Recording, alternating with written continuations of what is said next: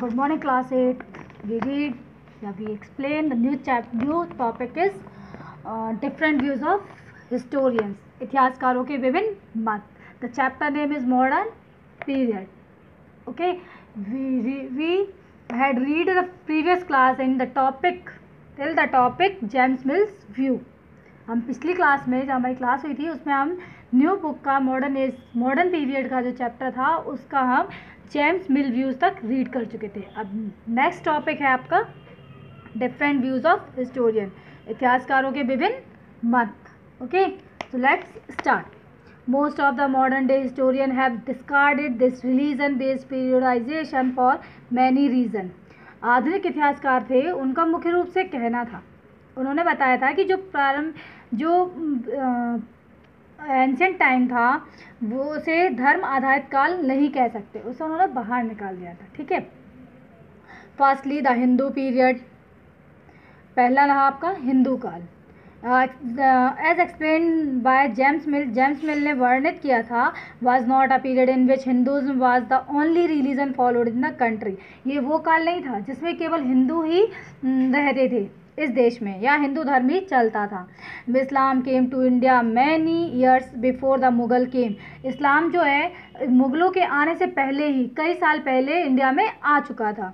ठीक है. बौद्धिज्म, Jainism, Sikhism were different religious belief which had a sizable number of followers. और जैन धर्म को, बौद्ध धर्म को और सिख धर्म को अपनाने वाले भी विभिन्न व्यूज़ हमें मिले हैं. रिलीजियस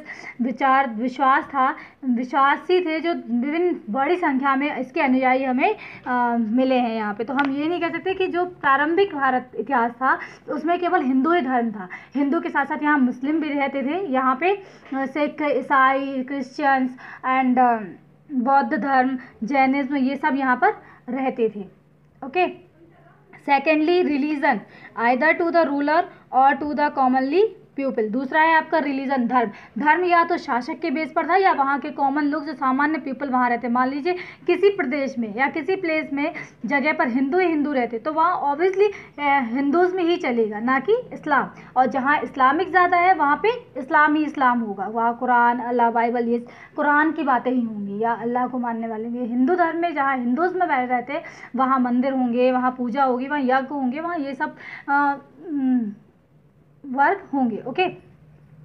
तो जो धर्म था वो वहाँ के शासक या फिर वहाँ जो सामान्य लोग रहते थे उनके अनुसार था. Can not be the sole factor to trace the development of a particular time period. किसी विशेष समय अवधि के विकास का पता लगाने का एकमात्र कारक ये नहीं हो सकता कि धर्म उस समय की विकास अवधि का कोई एकमात्र कारक नहीं था कि आप इसे बता सके कि उस समय यही का धर्म था. ठीक है. इसमें है द ओवरऑल सोशल इकोनॉमिक, इसमें समग्र सामाजिक विकास हुआ. सामाजिक है, आर्थिक है, राजनीतिक है, सांस्कृतिक परिवर्तन का एक महत्वपूर्ण हिस्सा था ये.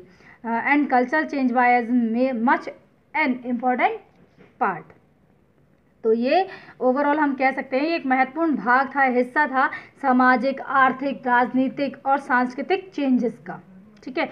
However when we look at Indian history, जैसे हम प्रारंभिक भारत का इतिहास जब देखते हैं तो even classification in term of development does not hold much water.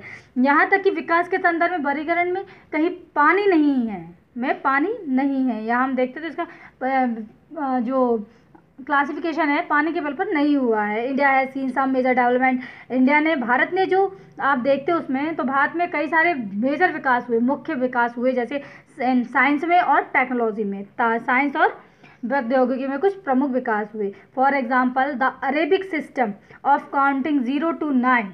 आप एग्जाम्पल के तौर पे कह सकते हो जो अरेबिक सिस्टम था जो 0 से 9 तक चलता था उसकी खोज भी इंडिया में हुई थी. Discovered in India in the ancient time, पुराने समय में. This system is now being use over all the world. और ये जो सिस्टम है आज पूरे विश्व में यूज़ होता है इन मॉडर्न टाइम, आधुनिक समय में. ओके. तो जो 0 to 9 का हिंदू अरेबिक सिस्टम है, हमें ये पता है कि आर्यभट्ट ने इसकी खोज करी थी. आविष्कारक जो थे वो आर्यभट्ट थे 0 to 9 के. ये इंडियन कॉन्सेप्ट है, इसे भारतीयों ने खोजा था. ओके. और ये भारत के ही काउंटिंग नंबर्स थे.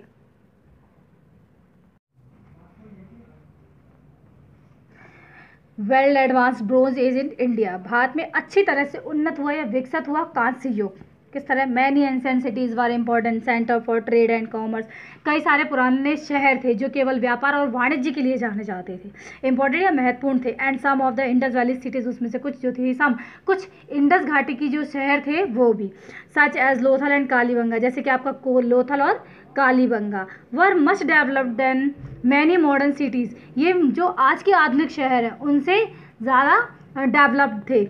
So to say that the ancient and the medieval period pertain to primitiveness in terms of science and technology, तो हम कह सकते हैं कि प्राचीन और मध्य काल युगीन जो काल था वो आदिमत्ता से संबंधित था, आदिमत्ता से संबंधित था। यहाँ पे जो विज्ञान और प्रौद्योगिकी के मामले में गलत होगा, हमें ये कहना गलत होगा कि जो आज जो विज्ञान और तकनीक का मामला है उस वो आदिमत्ता के बेल पर था। ठीक है, though the urbanisation the modern period witnessed, तो शहरीकरण जो आधुनिक काल का है वो एक अच्छा उदाहरण है, गवाह है कि जो आधुनिकीकरण हुआ है वो कहीं ना कहीं पुराने अर्बनाइजेशन, जैसे हमने मोहनजोदड़ो हड़प्पा के जो शहर देखे थे वो काफ़ी वेल डेवलप्ड थे। आज के शहरों की जो प्लानिंग है, आर्किटेक्चर है, वो उसी टाइप के आर्किटेक्चर का बना हुआ है। जैसे आपका आप जब पुराने शहर देखते तो वहाँ पे हमने बताया था कि हड़प्पा में वेल डेवलप्ड थी, नालियों की व्यवस्था अच्छी थी, ड्रेनेज सिस्टम बहुत अच्छा था वहाँ का। ठीक है, वहाँ जो लोग रहते थे उनके घर का जो एरिया था वो अच्छा था। उसी टाइप से आज के जो आधुनिक शहर है, मॉडर्न जो सिटीज़ हैं, आप उनमें देख सकते हो वैसे ही प्लानिंग की हुई है कि हर चीज़ की एक बहुत अच्छी रूप दिया गया, उसे हर तरह का, हर चीज़ का अलग अलग से दर्शाया गया है। ठीक है, as was something which both the period definitely were missing, कि दोनों ही अवधि में निश्चित रूप से कुछ गायब था। ठीक है, at the end the Indian historian choose the categorise the history of India into 3 period, ऐसे अंत में भारतीय इतिहासकारों ने इंडिया के इतिहास को या भारत के इतिहास को 3 भागों में वर्गीकृत किया। Number 1 ancient, number 2 medieval, number 3 आपका मॉडर्न एज। एंशियंट यानी प्राचीन काल, मेडिवल मध्यकाल, और जो मॉडर्न एज है वो आपकी आधुनिक काल।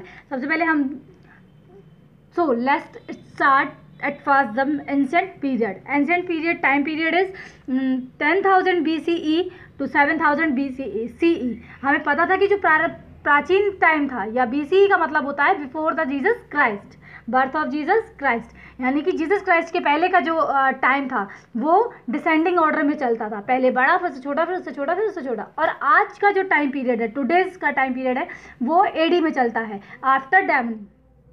यहाँ में से एन्ना डोमिनी भी बोलते हैं। एन्ना डोमिनी का मतलब होता है आफ्टर द जीसस क्राइस्ट का मतलब, ठीक है, after the death of Jesus Christ. तो ये जो टाइम है वो इंक्रीजिंग ऑर्डर में चलता है, यानी कि 1 2 3 4 सीरियल वाइज। और जो before the birth of Jesus Christ का था वो डिक्रीजिंग में चलता था, 10 9 8 7 6 5 इस टाइप से। ओके, तो ये जो एंशिएंट टाइम पीरियड है वो आपका before the birth of Jesus Christ का है। BCE का मतलब ही यही होता है।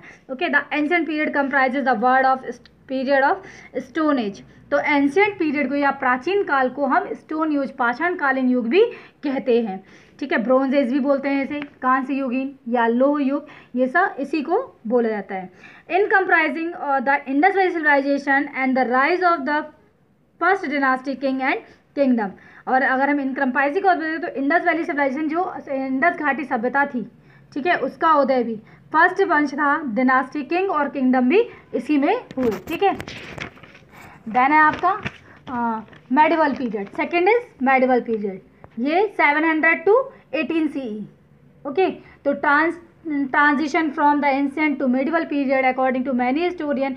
तो जो एंशिएंट पीरियड से या प्राचीन काल से मध्य काल में जो हमारा परिवर्तन हुआ, ट्रांजिशन हुआ, वो उसमें कई सारे हिस्टोरियंस के अलग अलग मत थे। ठीक है, अकॉर्ड उनके अनुसार विद द अराइवल ऑफ तुर्क, जब तुर्क भारत में आए, ठीक है, people of Turkish origin in India, जब तुर्किश भारत में आए, the new empire brought about profound changes. तो न्यू जो एम्पायर साम्राज्य आया उसने भारतीय इतिहास संस्कृति में कुछ चेंजेस लाए, इंडियन कल्चर्स में कुछ चेंजेस लाया। तो ये आपका मेडिवल पीरियड यहाँ से स्टार्ट होता है। मेडिवल पीरियड में आप तुर्किश के बारे में पढ़ोगे। Okay, modern period 1700 CE onward with the arrival of the British in the 17th century, जब 17वीं शताब्दी में ब्रिटिश लोग आए, ठीक है, आए, उन्हीं के साथ ही the transition from the medieval to the modern period has been recorded in India.